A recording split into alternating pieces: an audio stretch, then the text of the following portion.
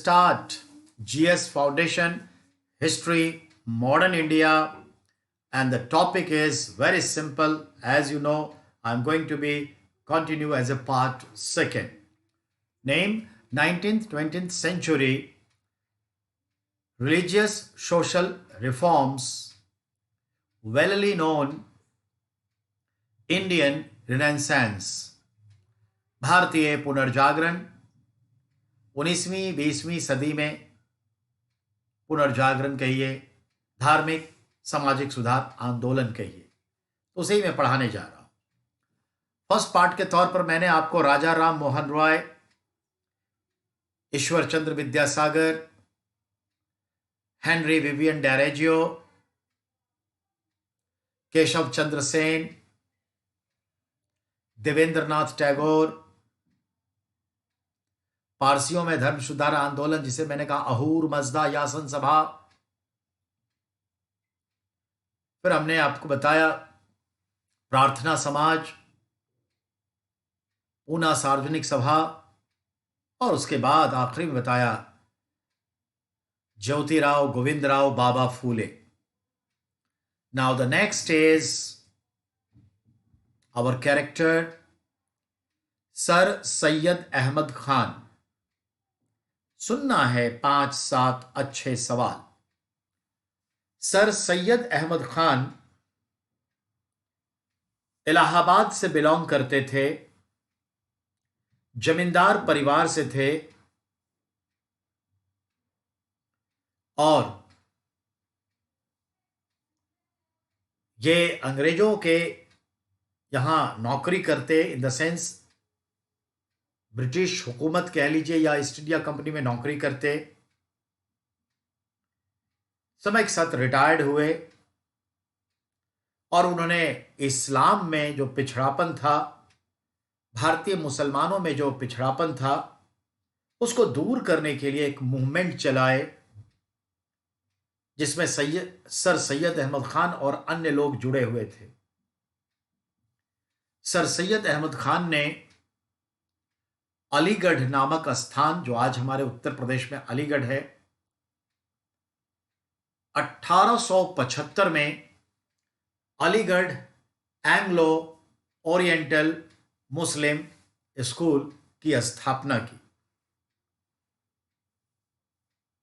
यह स्कूल समय के साथ 1920 में अलीगढ़ मुस्लिम यूनिवर्सिटी का दर्जा प्राप्त हुआ और एक विश्वविद्यालय के तौर पर स्थापित हुआ। अगर हम विश्वविद्यालय के ख्याल से देखें तो 1920 से लेकर 2020, ये वर्तमान वर्ष 100 वर्ष पूरे हो गए। 1875 में जब यह स्कूल के रूप में स्थापित हुआ तो 1877 में वहीं अलीगढ़ स्कूल के कैंपस में एक खास जगह को चिन्हित करके जमीन के अंदर तांबे के धातु के बक्सा कह लीजिए, बर्तन कह लीजिए, उसमें बॉक्स में जो अलीगढ़ आंदोलन का इतिहास था, अलीगढ़ ओरिएंटल स्कूल की स्थापना से जुड़े लोगों के जो कंट्रीब्यूशन थे, इन सभी चीजों को ऐतिहासिक रूप से दर्ज करते हुए और कुछ तांबे के, गोल्ड के कॉइन्स उस मटके में या बॉक्स में डाल के जमीन के नीचे दबा दिया गया और उसकी बात कहीं लिख दी गई कि कहां पे ये दबा हुआ है, जिसे आप टाइम कैप्सूल के रूप में कहेंगे। Time capsule. अतः यूनिवर्सिटी के भी 145 वर्ष हो गए, टाइम कैप्सूल को रखे हुए लगभग 143 वर्ष हो गए, 143 वर्ष हो गए, और यूनिवर्सिटी के तौर पे 100 वर्ष हो गए। तो इस टाइम कैप्सूल की खुदाई हो रही है, जहां भी मिल जाए। तो याद रखिएगा, इस बार का ये करंट अफेयर्स का भी क्वेश्चन होगा कि कौन से यूनिवर्सिटी के 100 वर्ष पूरे हुए। यही है वो। हालांकि जामिया मिलिया इस्लामिया जो दिल्ली में है, इसके भी 100 वर्ष पूरे हुए। ये भी याद रखना है, इसके भी 100 वर्ष पूरे हुए। ये भी पॉइंट समझ में आ गया। अब अगले पॉइंट पर समझे जरा। अब अगला पॉइंट, इस स्कूल के संदर्भ में देखें जो आज यूनिवर्सिटी हो चुका है, तो ये अल्पसंख्यकों के लिए जरूर खुला था, पर इसमें किसी का भी एडमिशन हो सकता है, पर 50 या 60 या 70% सीट माइनॉरिटी क्लास के लिए रिजर्व है। गांधी जी के 2 बेटे यहीं से पढ़े, बहुत अच्छे अच्छे लोग, बड़े बड़े लोग जो आज अहम पदों पर हैं या थे, पढ़े। Sir Syed Ahmad Khan literary society की भी स्थापना की, साइंटिफिक सोसाइटी की भी स्थापना की। आई थिंक 1867 में उन्होंने कोलकाता में साइंटिफिक सोसाइटी की स्थापना की, और उनके इस अच्छे कार्यों को ध्यान में रखते हुए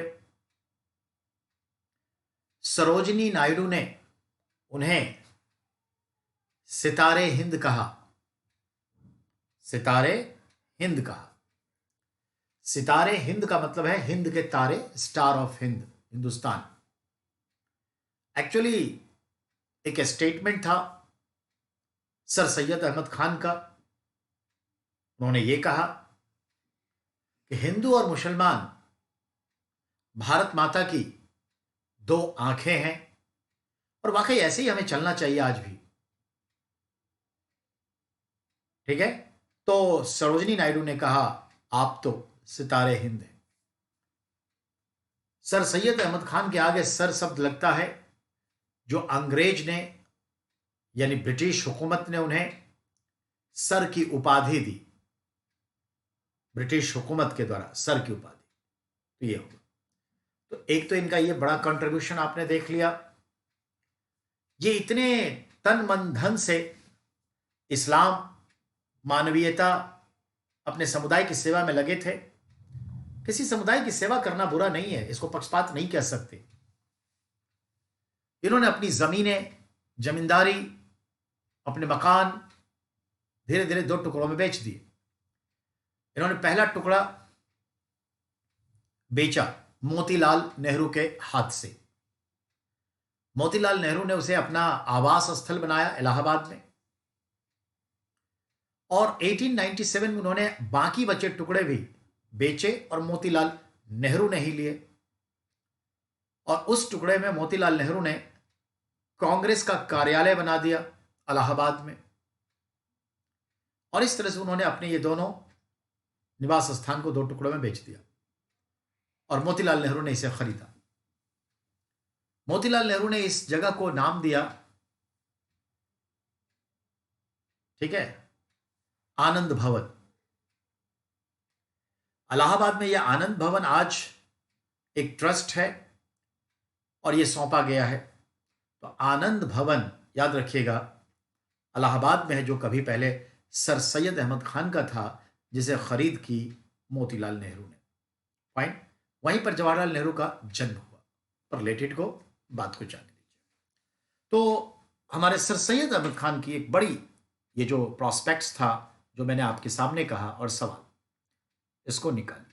नेक्स्ट, हमारे नेक्स्ट कैरेक्टर हैं, 1875 से ही हम उसके लिए शुरुआत करेंगे, और वो हैं, जैसा कि हम जानते हैं, 2 व्यक्ति हैं इसमें। एक मैडम व्लातवस्तकी, ठीक है, और एक कर्नल साहब अमेरिका के। ध्यान देंगे, अमेरिका के कर्नल एल्कॉट और रशियन लेडी मैडम व्लातवस्की, इन दोनों ने मिलकर के न्यूयॉर्क में 1875 में थियोसॉफिकल सोसाइटी की स्थापना की। थियोसॉफिकल सोसाइटी की स्थापना की। अब ये थियोसॉफिकल सोसाइटी जो है न्यूयॉर्क में स्थापित हुआ, जिसका काम था भारत के जो आध्यात्मिक पहलू हैं, ब्राइट हिस्ट्री है उसको ट्रांसलेट करना इंग्लिश में और यूरोप तक पब्लिश करके उसको जन जन तक पहुंचाना, भारत के अच्छे पहलू को दिखाना, हाईलाइट करना, ये काम किया। हिंदू धर्म, बौद्ध धर्म, जैन धर्म से जुड़े पहलुओं को उभारना। इस थियोसॉफिकल सोसाइटी के ये दो फाउंडर हुए, मैडम ब्लाथवस्की और जनरल एल्कॉट। समय के साथ इसमें 1893 में एक ब्रिटेन की लेडी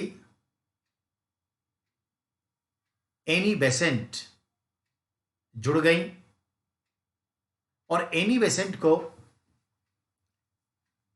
1886 में इंडिया भेजा और इंडिया में मद्रास के पास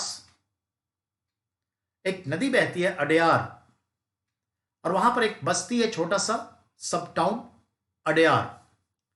तो अडयार में थियोसॉफिकल सोसाइटी का अब हेडक्वार्टर बन गया। जो अडयार एक ब्रांच था थियोसॉफिकल सोसाइटी का और हेडक्वार्टर न्यूयॉर्क था, अब Adyar become the headquarter of all over the world. अब विश्व के थियोसॉफिकल सोसाइटी का हेडक्वार्टर अडयार हुआ और न्यूयॉर्क एक ब्रांच हो गया। और इस अडयार को देखने I Annie Besant. Annie Besant from Ireland. आज आयरलैंड दो टुकड़ों में है, नॉर्दर्न आयरलैंड जो इंग्लैंड का हिस्सा है और आयरलैंड जो एक अलग देश है। पहले यह ब्रिटेन का हिस्सा था, इसलिए मैंने आपसे कहा, याद रखिएगा। वैसे पूछे तो आयरलैंड यानी Irish lady Annie Besant join theosophical society and become the head and come to India in 1886. Headquarter Adyar. काम क्या है आपको पता है। चलिए आगे हम बढ़ेंगे तो एनी बेसेंट की कहानी आई, पर यहां सिर्फ थियोसॉफिकल सोसाइटी पर ध्यान देना है।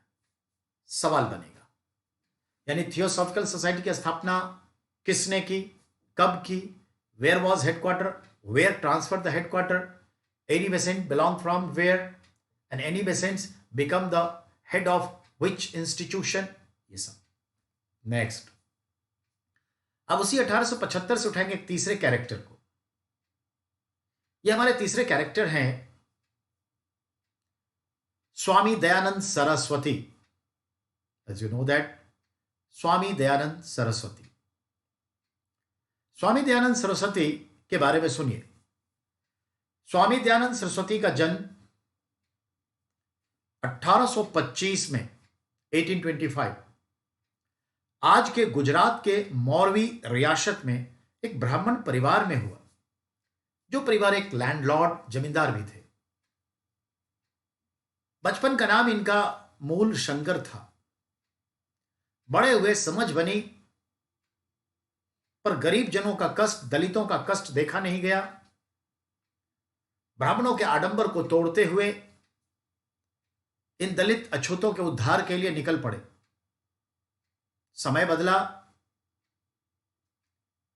और उन्होंने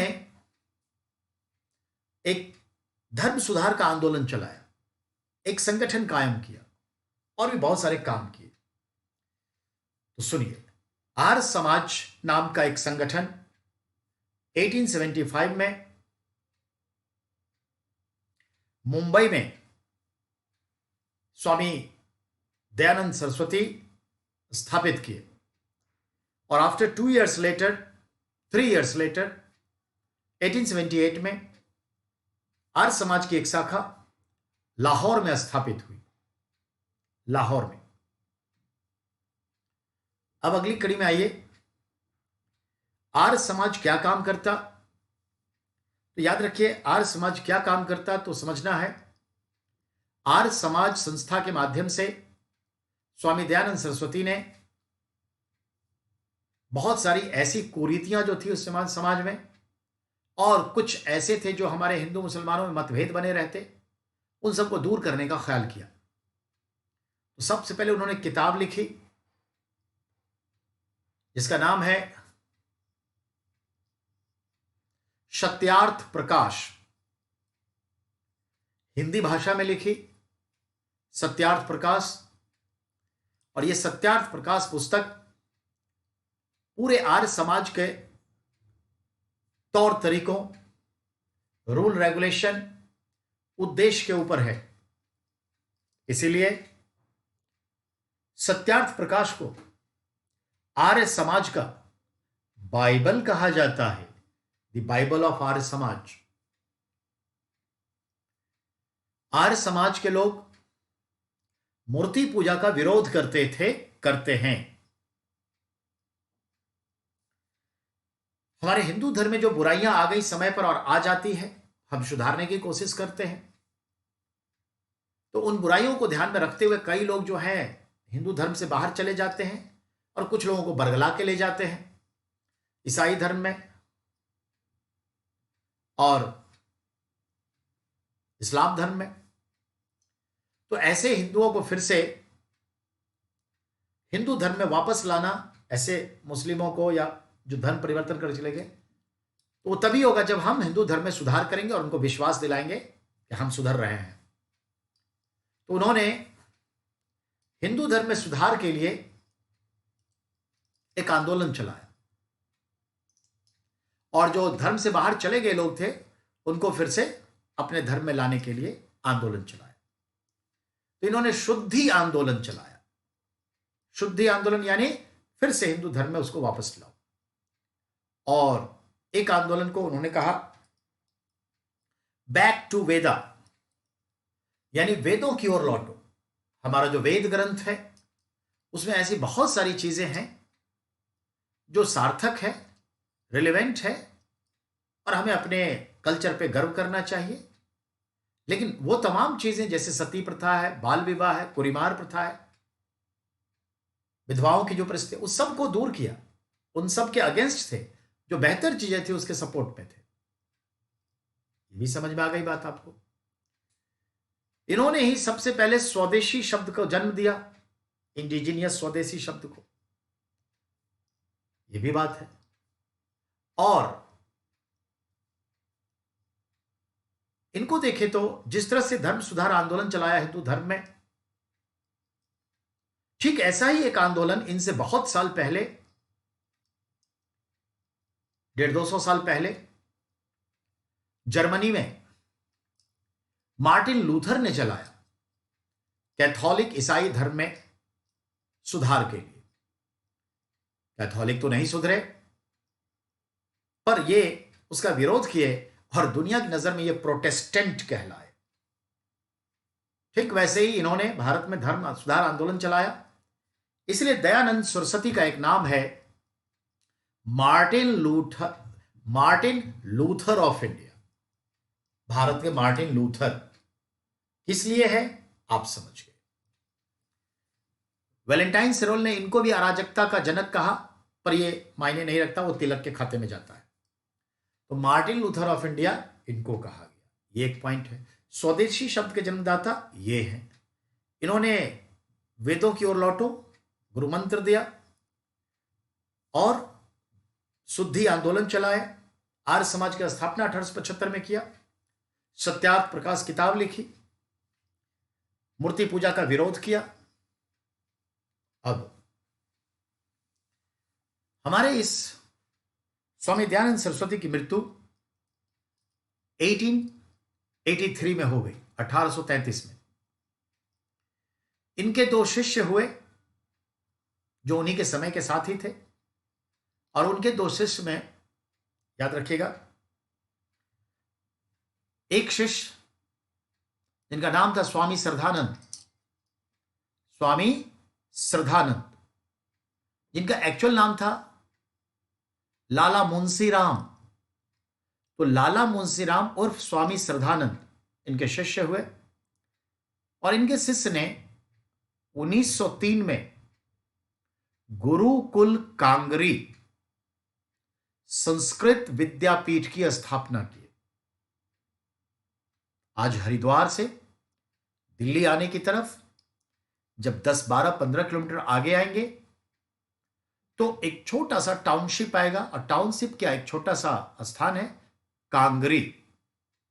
वहीं पर उन्होंने गुरुकुल कांगरी एक विद्यालय स्थापित किया जो संस्कृत में पढ़ाई करवाते थे, और आज भी उसी को आज विश्वविद्यालय का दर्जा मिला हुआ है, तो हम इसे गुरुकुल कांगरी विद्यापीठ कहते हैं।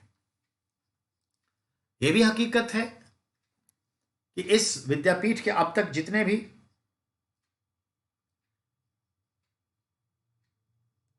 कुलपति हुए वो सभी, वाइस चांसलर, उपकुलपति, वो सभी जाठी हुए हैं। ठीक इस विद्यापीठ के सामने ही आपका पतंजलि योग संस्थान है बाबा रामदेव का। ये भी समझ में आ गया। अब और आगे चलिए। इनके एक दूसरे शिष्य हुए लाला हरकिशन। लाला हरकिशन ने 1897 में, लाला हरकिशन ने 1897 में लाहौर में एक स्कूल स्थापित किए जो इंग्लिश मीडियम में एजुकेशन देता, साथ साथ वैदिक शिक्षा भी देता, और जिसका नाम उन्होंने अपने गुरु के नाम पर रखा DAV स्कूल, दयानंद एंग्लो वैदिक स्कूल। तो ये चल रहा है एजुकेशन के फील्ड में, संस्कृत और इंग्लिश माध्यम में, दोनों में चल रहा है। तो ये इनका कंट्रीब्यूशन। अब आइए अगली कड़ी में। तो अगली कड़ी है आपका जो स्वामी दयानंद सरस्वती है, उनके गुरु कौन थे? स्वामी विरजानंद। स्वामी विरजानंद थे। तो इस तरह से ये 8-10 क्वेश्चन हमारे स्वामी दयानंद सरस्वती से निकलता है। अच्छे, अब इस कैरेक्टर को फ्री करें। Next character Swami Ramakrishna Paramhans. स्वामी रामकृष्ण परमहंस। स्वामी रामकृष्ण उनका नाम था, परमहंस लोग कहने लगे। ये बंगाल में थे। बंगाल में थे और इनके बड़े भाई या जीजा जी, ऐसे कोई कौलिकाता मंदिर, जो काली मंदिर है कलकत्ता का, दक्षिणेश्वरी काली मां मंदिर, उसके पुजारी थे, जो समय के साथ बीमार पड़ गए, डेथ कर गए। तो इन्हें कहा कि आप मंदिर को संभालिए। जब इनका मन नहीं लगता, फिर भी पुजारी के तौर पे मंदिर को ज्वाइन किए। तो दक्षिणेश्वरी काली मंदिर में स्वामी रामकृष्ण परमहंस पुजारी के तौर पे नियुक्त हुए या बने। पर वो हमेशा धर्म कर्म से ज्यादा सामाजिक कार्यों में लगे रहते। आए दिन बंगाल में भूख मरी, अकाल होते, और ये हर जगह पहुंच करके भूख से निजात दिलाते, बहुत सारी सेवाएं करते। ये चल रहा था। अक्सर वो मंदिर छोड़कर यात्रा के लिए निकल जाते इधर उधर, दुनिया देखने के लिए, कैसी दुनिया है, दुनिया की तकलीफ क्या है, ज्ञानार्जन करते, फिर लौट आते। शादी नहीं करना चाह रहे थे, बट इनकी शादी करनी पड़ी। तो जिस कन्या से उनकी शादी हुई, कहते हैं उस कन्या को उन्होंने कभी छुआ नहीं, और बाद में कहा कि मैं एक स्वप्न देखा हूं जिससे मुझे पता चलता है कि पिछले जन्म में तुम मेरी मां स्वरूप थी, मैं तुम्हें मां काली का रूप देखता हूं, तुम देवी तुल्य हो। और धूप दीप तांबूल जथाभाग निवेदाय नमः अगरबत्ती दिखाने लगे मिसेस को। देवी का रूप समझ में आया। कारण जो हो, मोदी जी विवेकानंद के चेले, कहने का मतलब अनुयायी विवेकानंद, परमहंस के चेले, और परमहंस समझ ही गए, जो भी है।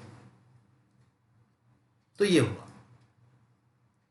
स्वामी रामकृष्ण परमहंस परमहंस मंडली से जाने जाते, जो शांति और सामाजिक कार्यों में लगे रहते। ठीक है, एक पॉइंट तो यह हो गया। स्वामी रामकृष्ण परमहंस ने बंगाल में बेलूर मठ की स्थापना की। बेलूर मठ का मतलब मॉन्क हाउस। और इसी बेलूर मठ में कहिए या मंदिर में एक बालक इनसे मिलने आया। इनका नाम था नरेंद्र दत्त, जो बाद में स्वामी विवेकानंद बनेंगे। और नरेंद्र दत्त ईश्वर वगैरह को नहीं मानते, पर समय के साथ रामकृष्ण परमहंस ने कुछ ऐसी आध्यात्मिक टिप्स दिए कि वो ईश्वर के दीवाने हो गए कि हाँ, ईश्वर होता है, ईश्वर एक शक्ति है, एक ऊर्जा है। तो वो उन्होंने इन्हें अपना गुरु मान लिया। और इस तरह से रामकृष्ण की कहानी समाप्त होती है। अब उनके शिष्य की बात करेंगे, जिन्हें आप स्वामी विवेकानंद के नाम से जानते हैं। अब उनके बारे में जानना है। स्वामी विवेकानंद का संदर्भ बताता हूं। स्वामी विवेकानंद का जन्म 1863 में हुआ था। 1863 और बंगाल में हुआ। नटखट थे, ये थे, वो अलग बात है। समय के साथ वो रामकृष्ण परमहंस के चेले बने और एक ऐसे व्यक्ति के तौर पर उभरे जिनको वेदांत का ज्ञान, पश्चिम का ज्ञान, संस्कृत, हिंदी, इंग्लिश का ज्ञान था, फारसी, अरबी सब जानते थे और जीवन को जीते थे। जितना वो स्पिरिचुअल थे उतना ही वो मॉडर्न थे। उन्होंने अपने जीवन में सभी अफीम, चरस, गांजा जो भी होता, हंसी, सबका सेवन किया, सिगरेट का भी सेवन किया, सब कुछ का, पर किसी चीज के कभी गुलाम नहीं बने। वो चाहते थे देखना कि ये है क्या चीज। जब तक आप समझेंगे नहीं तब तक उस पर आप ज्ञान कैसे दे सकते। तो ये चीजें हैं। ये वही शख्स हैं जिन्होंने कहा हमारा धर्म रसोई घर में बंद है। यानी इन्होंने जो बात कही मैं दोहरा रहा हूं, स्टेटमेंट है और सवाल पूछे जाते हैं।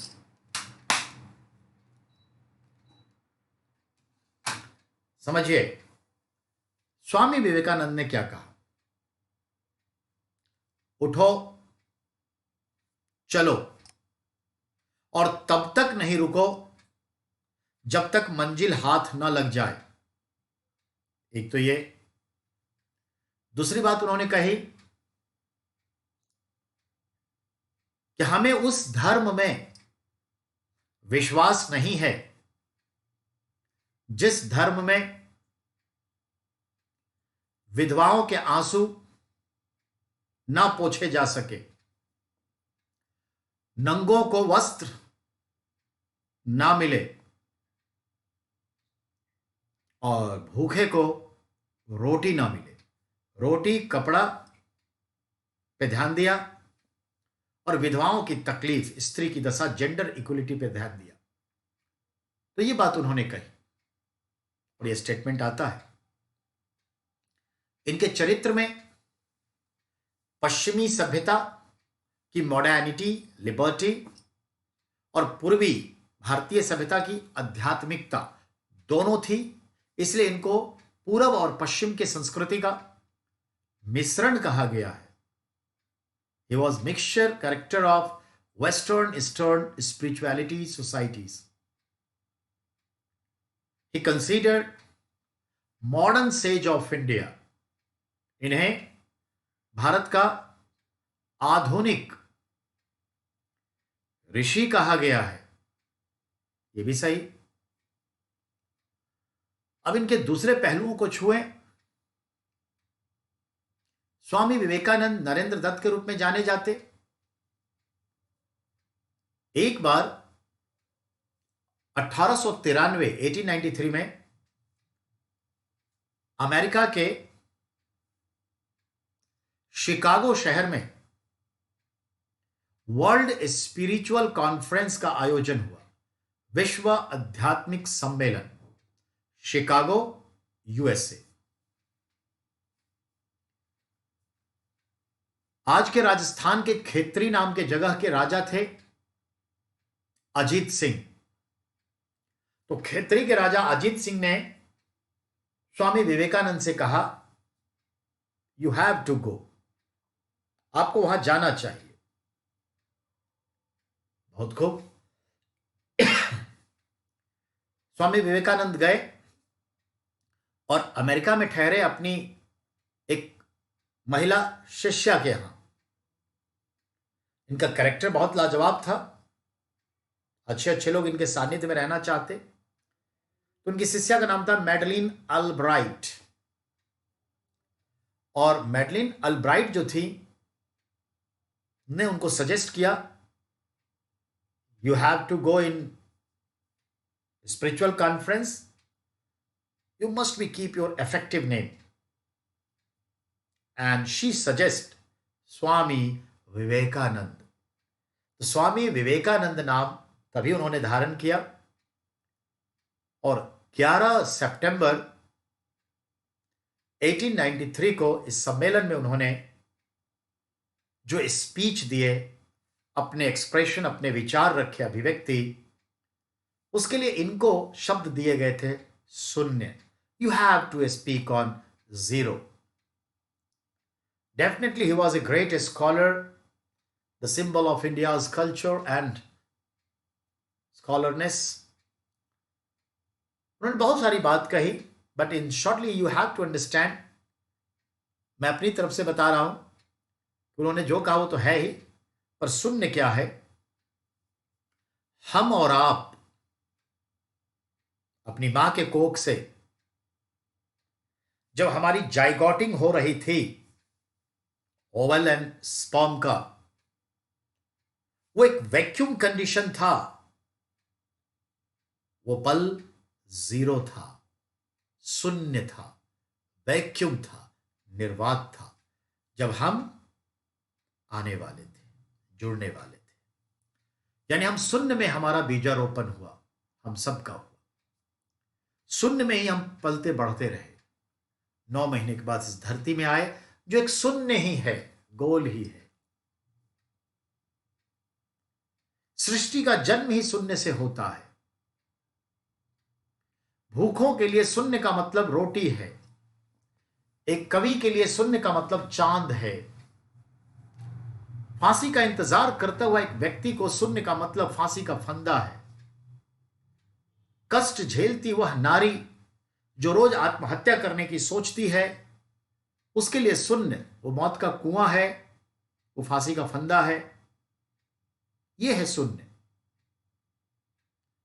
भूगोल के एक शिक्षक के लिए शून्य का अभिप्राय 500 घंटे का लेक्चर है यूनिवर्स पे, अर्थ पे।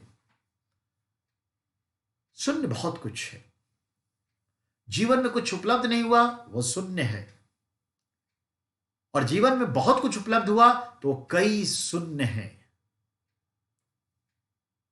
समझ में आई हमारी बात? तो शून्य बहुत कुछ है।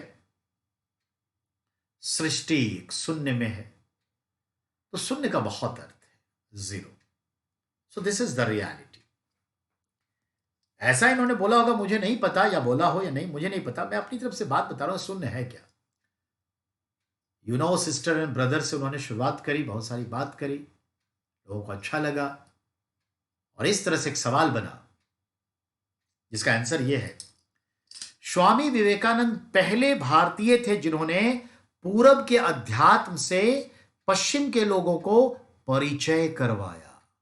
ही acknowledged to western society from eastern spirituality. He was the man. ठीक है। 2-3-4 साल वहां रहे, लोग बहुत पसंद किए। जगह जगह वेदांता सोसाइटी की स्थापना हुई। न्यूयॉर्क में हुआ, शिकागो में हुआ, somewhere else. But after some times later he come back to India in 1897। और जो आज एक तूतीकोरिन बंदरगाह है तमिलनाडु में, वहां पर पहुंचे। तो वहां पर जो आज हिंदू अखबार है ना, द हिंदू, उसके फाउंडर एडिटर थे वी राघवाचारी, जो हिंदू अखबार को 1878 में एस्टैब्लिश किया, पब्लिश किया। तो वी राघवाचारी ने उनका वेलकम किया, स्वामी विवेकानंद का, और फिर आए, समय के साथ फिर बंगाल आए, और बंगाल में 1897 में अपने गुरु के नाम पर एक स्कूल स्थापित किया, RKM, Ramakrishna mission. Actually, RKM was not in the initial stage a school, but an institution for welfare of the people. But later on considered English language is very important, और उन्होंने अंग्रेजी भाषा में पूरब के भारत में कई RKM, रामकृष्ण मिशन संस्था बनी, और स्कूल भी स्थापित होता चला गया। जैसे वेस्टर्न साउदर्न पार्ट में DAV, बंबई, गुजरात, लाहौर, महाराष्ट्र में, दिल्ली उल्ली में DAV, तो पूर्वी भारत में बिहार, बंगाल, उड़ीसा, असम, ठीक है, झारखंड, छत्तीसगढ़, इन सब में क्या आया, you can understand, RKM, Ramakrishna mission. तो रामकृष्ण मिशन की स्थापना की, उससे कई स्कूल चलने लगे 1897 में, और 1902 में स्वामी विवेकानंद की मृत्यु हो गई। He was diabetic patient and he time to time considered, I'm not going to be live my life more than 40, और संयोग देखिए 39 इयर्स के एज में मृत्यु हो गई। समझ में आई बात? तो ही वॉज द मैन। वो विश्व नागरिकता में यकीन रखते, like Rabindranath Tagore believe in world citizenships, and we have to same our believes maintain. चलिए, ये भी समझ में आ गई। अब अगली कड़ी में आइए। स्वामी विवेकानंद को देख लिया, रामकृष्ण परमहंस को देख लिया। अब हम एक ऐसे व्यक्ति की चर्चा करने जा रहे हैं जो काबिले तारीफ है। जैसा कि हम और आप जानते हैं, एक हुए केरल के एझवा जाति में जन्म लेने वाले, जिनका एक्चुअल नाम नानू आसन था, जो श्री गुरु नारायण के नाम से पॉपुलर हो गए। यानी केरल में एझवा समुदाय जरा निम्न जाति के समझे जाते हैं। इन जाति में एक व्यक्ति पैदा हुए, नानू आसन, जिन्हें श्री गुरु नारायण लोगों ने कहा, और उन्होंने केरल में जो जातिवाद था, छुआछूत की भावना थी, अनटचेबिलिटी थी, कास्टिज्म बहुत हावी था, नायर ब्राह्मणों का बड़ा वर्चस्व था, और समाज कई टुकड़ों में जाति पर विभक्त था, पिछड़ेपन की निशानी थी। यहां पर नानू आसान मंदिर वंदिर के झगड़े भी होते रहते थे। तो उन्होंने एक मूवमेंट चलाया, वाईकॉम मूवमेंट। क्या चलाया? वाईकॉम मूवमेंट चलाया। जाति पात के विरोध में आंदोलन चलाया, लोगों को मैसेजिंग करते चले गए, और उन्होंने एक बड़ी बात कही जो बार बार सवाल करता है, क्या? मानव का एक ही ईश्वर है, मानव का एक ही धर्म है, मानव का एक ही जाति है। Human has single god, human has single religion, human had single caste. It is humanity. यह मानवता है, ह्यूमैनिटी है। तो मनुष्य का एक ही भगवान है जो मानवता है, एक ही धर्म है जो मानवता है, एक ही जाति है जो मानवता है। तो ही टोटली फोकस्ड ऑन ह्यूमैनिटी। उन्होंने मंदिर मंदिर के बड़े झगड़े होते फॉरवर्ड बैकवर्ड में, तो अपने गांव के आसपास के क्षेत्र में नदी से एक बड़ा पत्थर उठाकर ले आए, और एक स्थान विशेष पर स्थापित कर दिए, जो आज भी वही है। और उस पत्थर को उन्होंने कहा कि जिस तरह से सागर से वाष्पीकरण होता है, बादल बनता है, बारिश होती है, बादल कहां से कहां उड़कर जाता है। देखिए, हिंद महासागर का बादल कश्मीर में आके बरसता है, नहीं? कहां से उड़ के जाता है, बारिश होती है, झील, तालाब, नदियां, खेत खलिहान सब भर जाते हैं। फिर ये सारा पानी जमीन के अंदर जाता है, नदी नालों में उतरता है, और कितना तो सागर का पानी यहां आया, यहां का पानी वहां गया, सब घोल मेल दिया। और इस पत्थर को देखिए उस नदी में पड़ा हुआ, जो इतने सारे जगहों के जलों से वो सिक्त हुआ और शुद्ध हुआ। ये पत्थर ही जो है, यही इसकी शुद्धता है, और यही हम और आप हैं। अर्थात यही सब कुछ है। कोई भगवान जाति नहीं, मानवता ही सब कुछ, ह्यूमैनिटी। ये बात उन्होंने कही। काफी फॉलोवर्स इनके बढ़ते चले गए, बहुत बड़ा आंदोलन बना, और केरल में बड़ा सुधार हुआ। 1903 में इन्होंने 1903 में इन्होंने एक संगठन कायम किया कि हमेशा के लिए लोग इस पथ पर चले, और संगठन का नाम रखा जो SNDP, श्री गुरु नारायण धर्म परिपालन, ठीक है, श्री गुरु नारायण धर्म परिपालन संघ है ये। तो SNDP 1903 established बाय श्री गुरु नारायण उर्फ नानू आसन। समझ में आई बात? बड़ी अच्छी बात इन्होंने की। That is very important. आज जैसे हम उत्तर भारत में चौक चौराहे पर या तो साईं बाबा या हनुमान जी या शंकर जी का मूर्ति मंदिर देखते हैं, बेटा केरल में जहां भी नजर डालेगा तो श्री गुरु नारायण हर चौक चौराहे पर, चाहे उनका फोटो लगा हो, पिक्चर लगा, मतलब फोटो फ्रेम लगा हो, या छोटा सा मंदिर हो, है। श्री गुरु नारायण धर्म परिपालन, तो ये है। और इसके साथ हम इस टॉपिक को अंत कर रहे हैं। ये जो टॉपिक है हमारा 19वीं 20वीं सदी का पुनर्जागरण, it is going to be end the next just I have to start after a break of 5 minutes.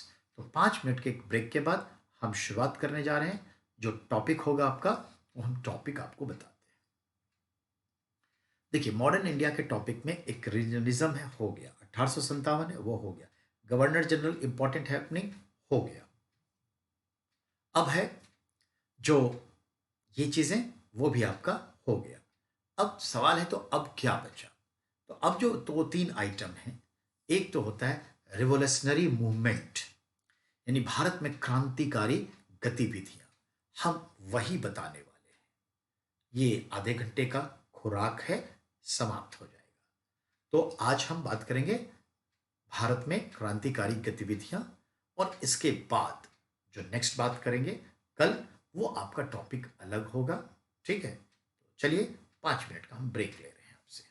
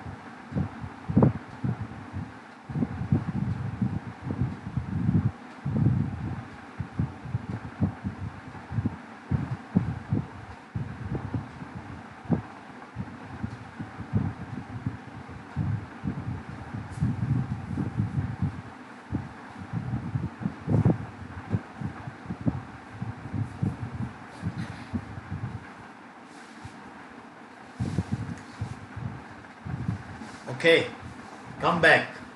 अब मैं शुरुआत करने जा रहा हूं, टॉपिक बदल देता हूं बेटा।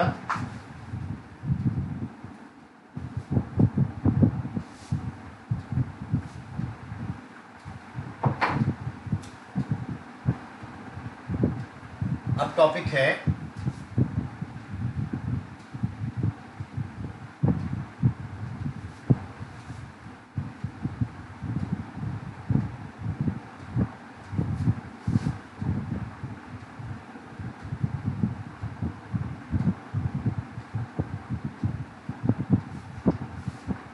भारत में क्रांतिकारी गतिविधियां। अब ये आपका टॉपिक है, भारत में क्रांतिकारी गतिविधियां यानी revolutionary activities in India.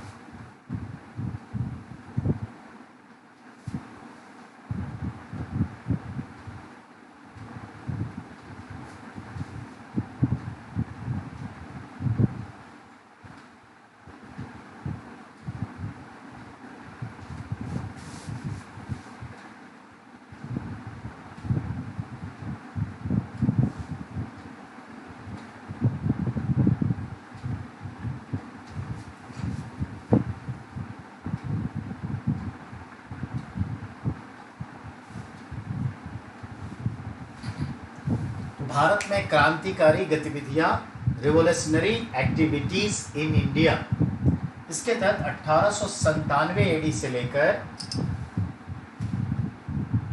1946 AD तक की बात करेंगे, यानी लगभग 50 साल। इस 50 साल में क्या हुआ ये देखें, गौर से सुनते जाए, ठीक है? गौर से सुनिए। 1 मिनट, फैन ऑफ करें।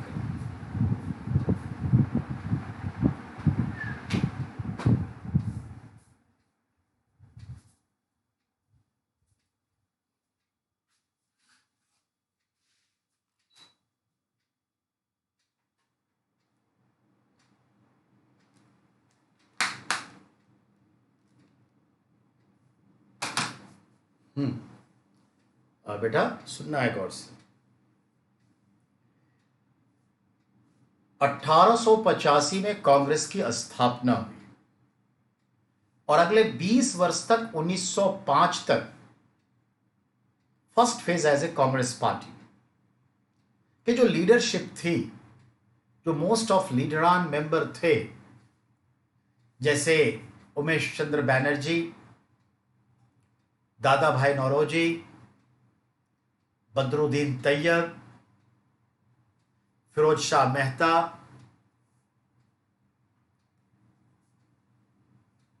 ऐसे ही एमएस तो नहीं, क्या कहते, सुरेंद्रनाथ बैनर्जी, इसके अलावा और भी लोग थे।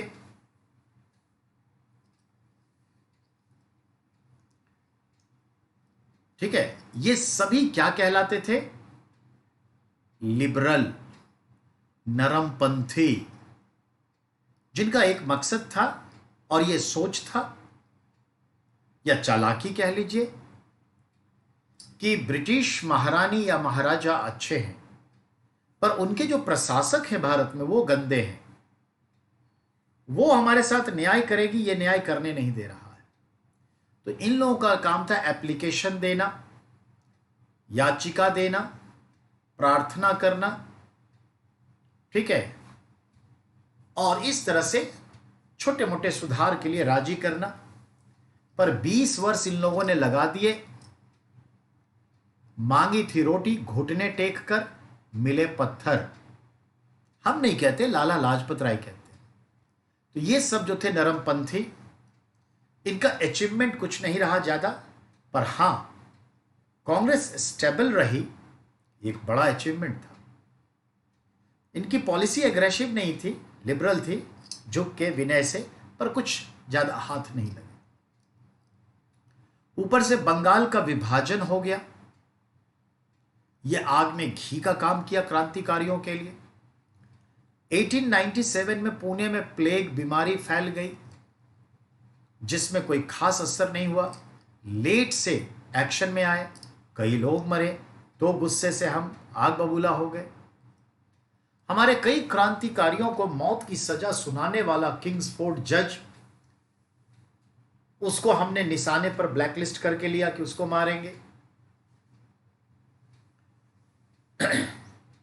हमने ये कोशिश करी कि 1857 में ये हमारे सिख बंधु उतना साथ नहीं दे पाए, उन्हें आत्मग्लानि थी, तो उन्होंने सोचा कि हम भारत में फिर बगावत करेंगे, गदर करेंगे।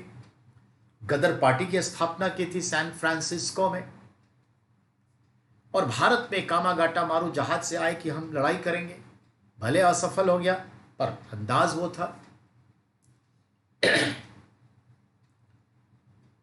लॉर्ड कर्जन के बाद से जो परिस्थितियां बनी स्वदेशी मूवमेंट और क्रांतिकारी संगठन में, हमने देखा लॉर्ड हार्डिंग पर भी दिल्ली में हमने अनुशीलन समिति वालों ने बम फेंका और वो घायल हुआ, बच गया। फिर आगे चल करके रॉलेट एक्ट लेके आई गवर्नमेंट, और उस रॉलेट एक्ट पे हम नाराज हुए क्योंकि हमारे मूल अधिकार का हनन हो रहा था, उसका गुस्सा था। ऊपर से जलियांवाला बाग हत्याकांड कर दिया तो हमें गुस्सा आया। फिर हम उनसे जुड़े अधिकारियों को मारने में लग गए, टिट फॉर टैट, जैसे को तैसा। फिर हम 1924 में एक संगठन बनाए जिसका मकसद था अंग्रेजों को लूट के पैसा लो, हथियार खरीदो, फिर इन हथियार से जो बदनाम ब्लैकलिस्टेड इंग्लिश ऑफिसर है उसको मारो। प्रतिबंध भी लगाए। फिर हम उठ खड़े हुए।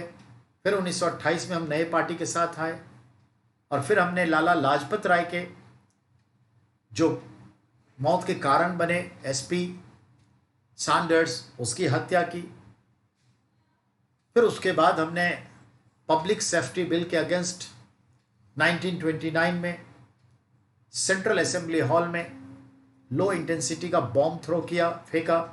मकसद बहरों को सुनाना और मकसद कोर्ट को जंग का मैदान बनाना ताकि पार्लियामेंट तक बात पहुंचे। लंदन कामयाब रहे उसमें। लाहौर षड्यंत्र के तहत केस चला और भगत सिंह सुखदेव राजगुरु को फांसी हुई। आज तो भगत सिंह का जन्मदिन भी है, 1907 28 सितंबर। फिर समय गुजरा, मेरठ में हमारे कई क्रांतिकारियों ने काम किए। मेरठ षड्यंत्र का मुकदमा चला और बहुत सारे कम्युनिस्ट पर जेल डाला गया। 1930 में मास्टर थे हमारे सूर्य सेन बंगाल में, और उनकी शिष्या थी भवानी सुनीति चौधरी। ये सब जो है चटगांव के पुलिस स्टेशन शस्त्रागार को लूट लिया। चटगांव की पहाड़ी में लड़ाई लड़े। सुनीति चौधरी बंदूक की गोली से घायल मरी, और अंततः ये 32 में पकड़े गए, 33 में इनको फांसी पड़ी।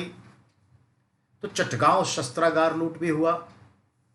हम कहीं रुके नहीं, झुके नहीं, फिर आगे बढ़े। आगे बढ़ करके हम देखते हैं कि अब 1943 का एक बड़ा पहलू है। 1942 में जैसा कि आपको विदित है, हमारे रास बिहारी बोस, कैप्टन मोहन सिंह सब मिलकर के एक संगठन कायम किया, INA Indian nation army, Azad Hind फौज। कहाँ? सिंगापुर में। फिर उसकी कमान 43 में हमारे नेताजी थाम लिए, और फिर नेताजी ने इस कमान को आगे बढ़ाया। तो ये चीज़ें हम देखते हैं। फिर 1945 में सरेंडर हुआ, नेताजी हमारे नहीं रहे, सब पे मुकदमा चला, लाल किले को विशेष अदालत बनाया गया, ये भी देखेंगे। 1946 में हम देखते हैं कि 18 फरवरी को कराची के बंदरगाह आईएनएस तलवार नाम के जहाज पे दूषित भोजन को लेकर के हमारे सैनिकों ने, 9 सैनिकों ने भूख हड़ताल किया और समय के साथ विद्रोह कर दिए। नौसेना विद्रोह जो 23 फरवरी को लास्ट होगा 1946 में, ये भी हमें देखना है। फिर हमारे 46 में ही बंगाल में तेभागा आंदोलन हो गया, नीज खमारो धान तोलो। यही 46 में हमने हैदराबाद में रामचंद्र थे हमारे नेता, उनके नेतृत्व में बगावत हुई, ये सब हुआ।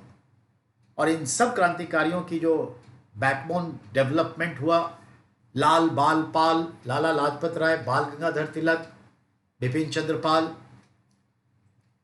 तो हम तिलक की बात करेंगे, लाला लाजपत राय की भी बात करेंगे।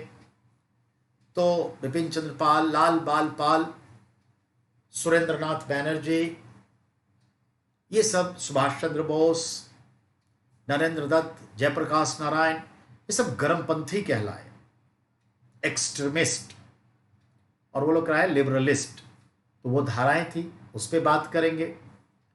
कैसे हमने लॉर्ड कर्जन वाइली को मारा इंग्लैंड में जाके मदन लाल ढींगरा ने, कैसे हमारे उधम सिंह उर्फ राम मोहम्मद सिंह ने जनरल आर डायर को निपटाया इंग्लैंड में, ये सब बातें होंगी। इसी को आप कहेंगे क्रांतिकारी गतिविधि भारत में। इसी पे हम आपको फोकस करने जा रहे हैं। 10 मिनट अभी कक्षा है बाकी, शुरुआत करते हैं बेटा, ठीक है? शुरुआत होनी चाहिए।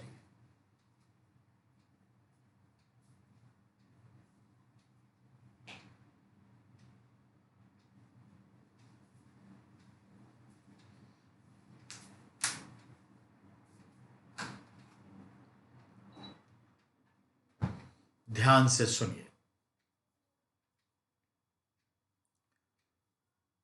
जैसा मैंने कहा, कांग्रेस पार्टी के लिबरल या लिबरलिस्ट यानी नरमपंथी जो 1885 से 1905 तक कोई बड़ा अचीवमेंट नहीं ले पाए, इससे जो अगले जनरेशन थे उनमें रोष था, गुस्सा था।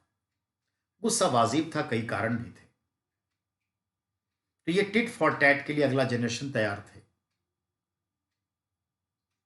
इस ख्याल से इसकी शुरुआत को संदर्भ दे तो हम देखें 1897 में पुणे में महामारी फैल गई, प्लेग फैल गया, महामारी कहिए, प्लेग कहिए, फैल गया बड़े स्तर पर। एक तो अंग्रेजों ने बहुत आखिरी में एक्शन में आए, क्योंकि हम मरे तो उनको क्या फर्क पड़ता है, तो आखिरी में एक्शन में आए।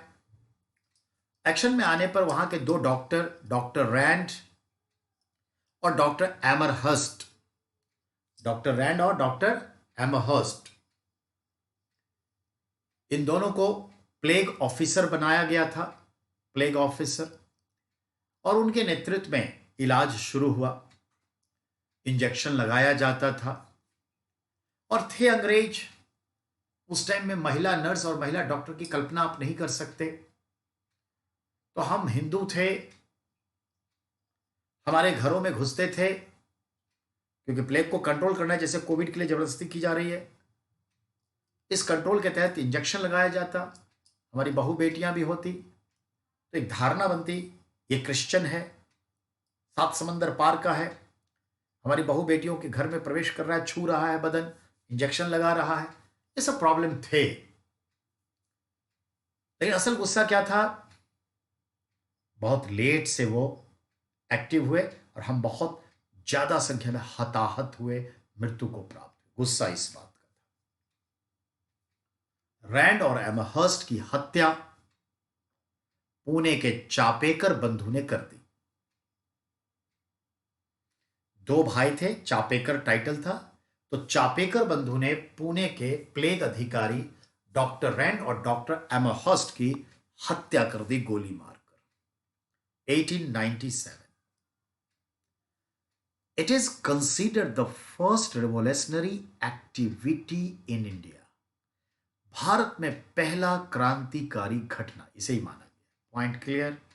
अब आइए 1902 अनुशीलन समिति का गठन हुआ दिल्ली में, और इसके फिर कई जगह पे ब्रांचेस हुए। तो Anushilan Samiti Delhi, it is considered the first revolutionary organisation in India. भारत में पहला क्रांतिकारी संगठन अनुशीलन समिति। अब आइए बात करते हैं लाला लाजपत राय, बिपिन चंद्र पाल और बाल गंगाधर तिलक उर्फ लाल बाल पाल।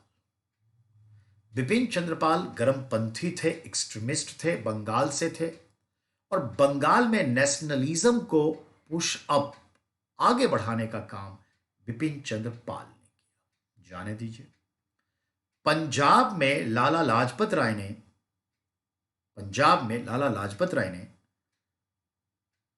नेशनलिज्म को बढ़ाने का काम किया।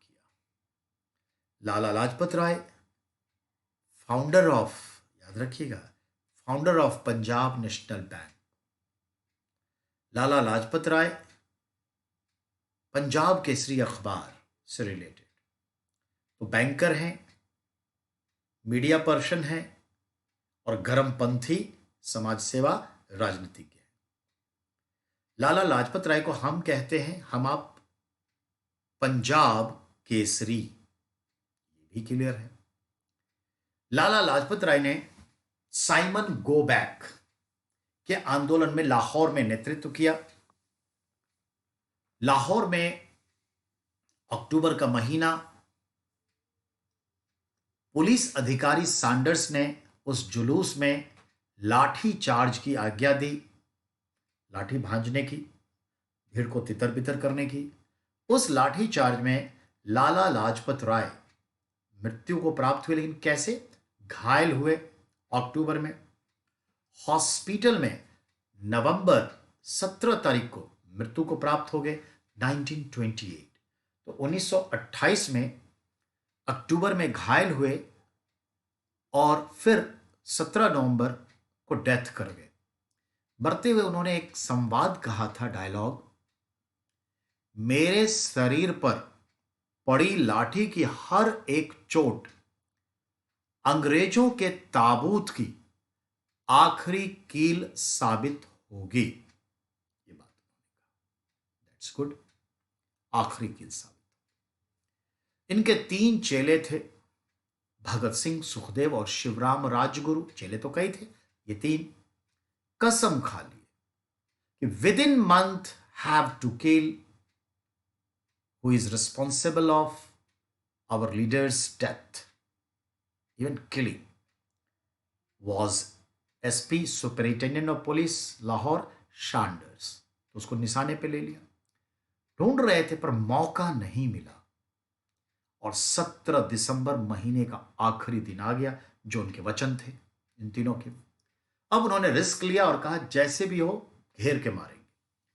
चौक चौराहे पे उन्होंने गोली शूट की, मार दिया सैंडर्स को। इन तीनों पर लाहौर कॉन्स्पिरेसी केस चला, लाहौर षड्यंत्र का मुकदमा, और तीनों को अंततः लाहौर कॉन्स्पिरेसी में सैंडर्स की हत्या को लेकर फांसी की सजा मुकर्रर हुई लाहौर कोर्ट से। 14 फरवरी 1931 को यह डिक्री फैसला सुनाया गया कि 24 मार्च को इसे फांसी दी जाएगी। यह डेट तय हुआ, तो 24 मार्च को फांसी देनी थी। और इधर 5 मार्च को गांधी जी और इरविन के बीच बैठक होती है, गांधी इरविन समझौता होता है। सब लोग आशा में थे कि गांधी जी ये बात रख देंगे तो तीनों बच्चों को छोड़ दिया जाएगा, पर गांधी जी बड़े सिद्धांतवादी थे, उनको लंबी लड़ाई लड़नी थी, छोटा खेल खेल नहीं सकते थे। तो उन्होंने कोई ज्यादा वजन नहीं दिया अपनी बातों में कि इन लोगों को छोड़ा जाए। उन्होंने कहा राजनीतिक कैदी को रिहा किया जाए, जो भी है। तो ये नहीं छोड़ेंगे, तो इससे रोष था। अब देखते हैं कि लोग, पुलिस को लगा कि लोग बलवा करके इन लोगों को थाने से छुड़ा के ले जाएंगे, जेल से। तो 11 घंटे पहले ही, यानी 23 मार्च 1931 को ही इन तीनों को फांसी दे दी गई। हम लोगों को पता चला, हम लोग भागे गए, तो इन लोगों ने फांसी से उतार के अधजले अधमरे लाश को जला रहे थे और अंग्रेज तो भाग गए। हम लोगों ने इन तीनों शहीदों को अच्छे से श्रद्धांजलि दी। और ये आज शहीद आजम का जन्मदिन है, 28 सितंबर, ठीक है, 1907। 31 में शहीद हुए। यही कोई 23.5 साल के हमारे जवान भगत सिंह, शहीद आजम, शहीदों में सबसे बड़ा। तो ये है, तो ये भी पक्ष आपने देखा। अब अगला पक्ष जो होगा वो होगा बाल गंगाधर तिलक का। और जनाब 15 मिनट से पहले सुलझेंगे नहीं वो, ठीक है ना। और उसके बाद फिर हम आगे बढ़ेंगे। तो कल हम इस पे बात करेंगे और इसके बाद समाप्ति पर हम नेशनल मूवमेंट के डेवलपमेंट को देखना शुरू कर देंगे। ठीक है, नेशनल मूवमेंट का डेवलपमेंट, पॉइंट क्लियर। चलिए, और नेशनल मूवमेंट के साथ साथ हम कांग्रेस की बात करेंगे। तो सबसे पहले नेशनल मूवमेंट में हम कांग्रेस और मुस्लिम लीग पार्टी के ऊपर बात करेंगे। तो कल आपका है revolutionaries activities, Congress parties history and development and Muslim league history और डेवलपमेंट। ये तीनों बात हमारी हो जाएगी, तीनों आधे आधे घंटे का है, आराम से हो जाएगा। परसों हम बात करेंगे नेशनल मूवमेंट की शुरुआत करेंगे, ठीक है। उसी के दौरान हम हर तरह के मूवमेंट की बात करेंगे। एग्रीकल्चर मूवमेंट जो है, कृषि आंदोलन है, आदिवासियों का आंदोलन है, सब। इसके साथ फिलहाल आज हम करते हैं समाप्त। आप सबका बहुत बहुत धन्यवाद।